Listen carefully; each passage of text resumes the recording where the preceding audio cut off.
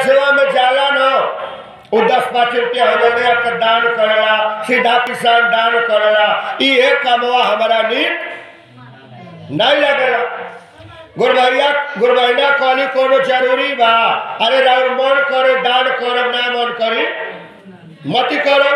दान करब तो अपने खातिर, ना करब तो अपने खातिर। ये बताए हम बैंक में रुपया जमा करें दूसरे खातिर के अपने खातिर?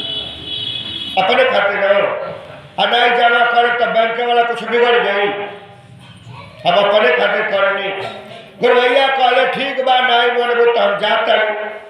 अले बेचारू सबके बैठे रहे भीतर जहाँ चर्चा होते रहे, अब जाके बैठ गए। एगो दूर पेड़ रहे वही जा, तब भगवान के कथा सुने लेला ना तो बड़ा जल्दी नींद आ जल्दी अरे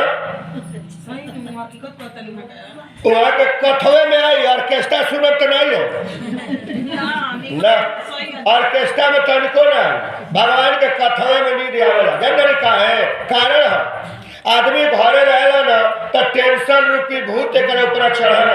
जब भगवान के कथा में आ जाला ना टेंशन रूपी भूत दूर हो जाला, और जब शरीर के आराम मिलेला ना तब नींद आ जाला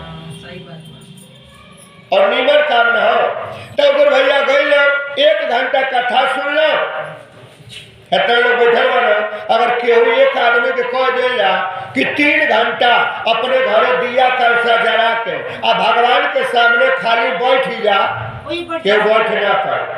दुए काम होई, या तो वही जा सूती जाए, ना तो उठ के